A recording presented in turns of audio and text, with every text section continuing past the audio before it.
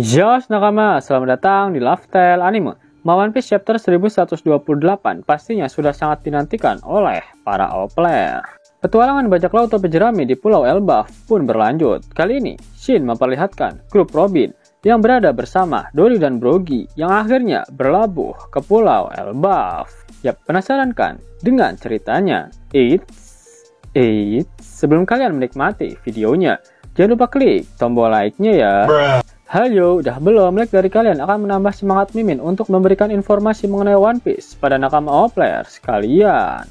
Satu lagi, bagi kalian pencinta boba uhoy, bisa banget join membership channel ini.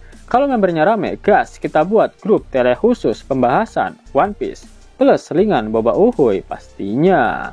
One Piece terbaru diawali dengan memperlihatkan grup Luffy. Tangisan Nami di akhir chapter menggerakkan Sanji untuk menenangkannya. Nami bertanya-tanya di manakah mereka sekarang dan mengapa dia dan semuanya sudah berganti pakaian.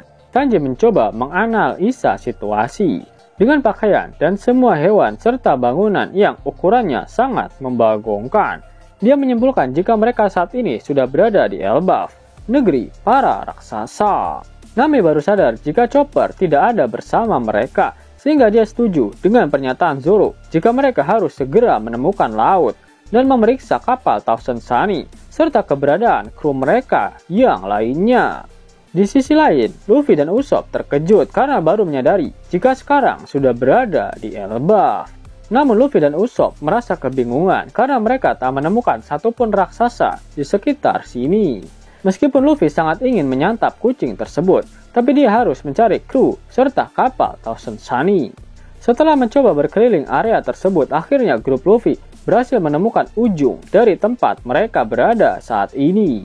Ternyata mereka tak menemukan lautan, karena saat ini mereka berada di atas hutan lebat Elbaf, serta terlihat ada perkampungan para raksasa Elbaf di bawah mereka. Itulah mengapa para kelinci Irgat yang dihajar oleh trio monster SHP dikatakan oleh para raksasa terjatuh dan menyebabkan guncangan di hutan Elbaf.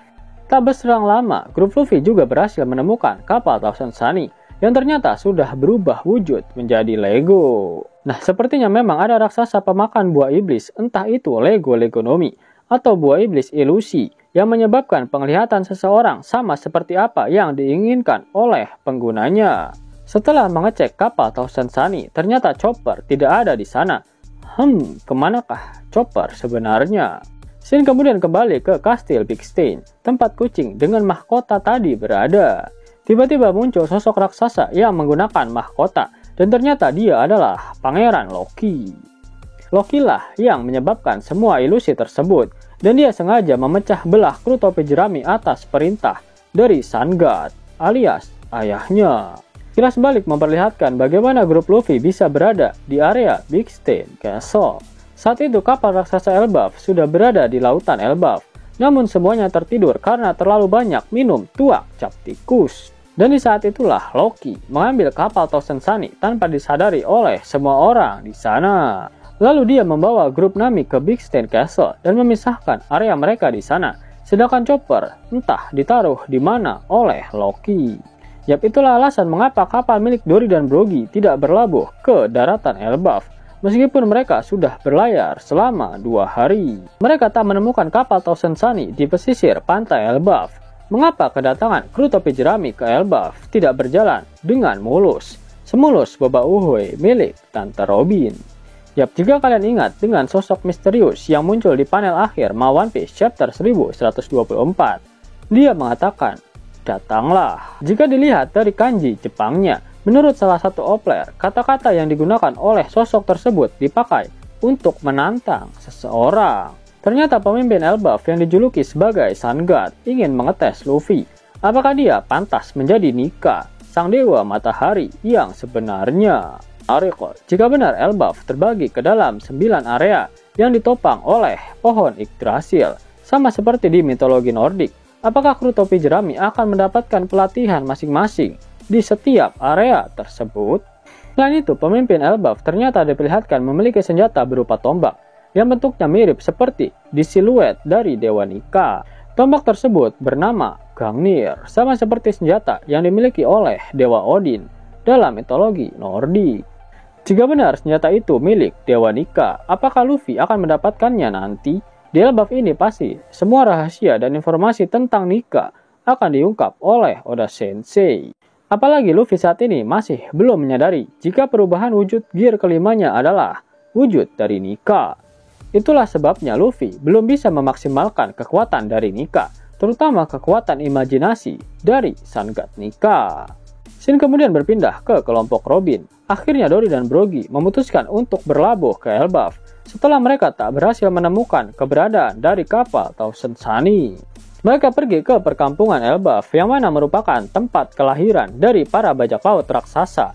Di sana mereka mendengar gosip tentang kebakaran hutan yang mengarah ke pohon Yggdrasil. Robin pun menanyakan pada Dory mengenai pohon Yggdrasil, di mana Dory menjelaskan jika negeri Warland ini ditopang oleh pohon besar yang tumbuh sampai ke langit, dan Elbaf lah salah satu area dari negeri tersebut. Dan di ujung Yggdrasil adalah Pulau Langit. Berbicara mengenai Pulau Langit, ada satu pulau yang telah dihancurkan oleh Enel, dan pulau tersebut dinamakan Birka. Yap, jika kalian tanya Mbah Google, Birka dalam dunia nyata adalah sebuah kota Viking kuno. Nah, apakah ini hanya sebuah kebetulan yang sangat membagongkan? Berbicara mengenai Birka, kita juga tak boleh melupakan Uroge, karena dia adalah manusia bersayap yang termasuk ke dalam ras Birkan. Apakah Uroge akan terlibat di arc Elbaf? Karena hanya dia satu-satunya supernova yang belum nimbrung bersama bajak laut topi jerami. Brogy kemudian mengatakan jika kejadian jatuhnya kelinci Irgat dan para prajurit Lebah Madu tak pernah terjadi sebelumnya di Elbaf. Jinbe mengatakan jika kemungkinan besar hal itu adalah ulah dari Luffy dan yang lainnya. Dia menyimpulkan jika Luffy sudah berada di Elbaf tanpa mereka sadari. Dory lalu menambahkan jika memang benar begitu, dia berpikir jika grup Luffy saat ini berada di area Big Stain Castle, kastil milik para bangsawan Elbaf yang raksasa jelata, tak boleh untuk pergi ke area tersebut. Dia khawatir jika Luffy akan menghabisi binatang-binatang raksasa di area Big Stain Castle, karena hal itu sangat tabu untuk dilakukan. Mendengar hal itu, Jinbe meminta yang lainnya untuk segera ikut bersamanya mencari grup Luffy. Dan akhirnya petualangan baru mereka di negeri Elbaf segera dimulai. Bagi kalian yang lagi cari kaos One Piece keren, bisa kepoin desainnya sambil nonton video ini. Klik aja di bagian lihat produk di layar device kalian. Gas! Mau dapat uang hingga 50.000 gratis dan bisa langsung ditarik? Buka tabungan di aplikasi Neobank sekarang juga. Karena di aplikasi ini kalian bisa dapatkan banyak uang tunai gratis. Serta banyak sekali diskon-diskon menarik yang bisa kalian dapatkan. Gaskan! Link ada di kolom deskripsi ya nakama. Namun sebelum Mimin masuk ke dalam pembahasannya, Lifestyle Anime yang berkolaborasi dengan Misfit Society kembali mengeluarkan kaos terbaru nih, yaitu desain Zoro dalam mode Asura loh. Keren banget pokoknya. Gak percaya? Silahkan dicek di short videonya.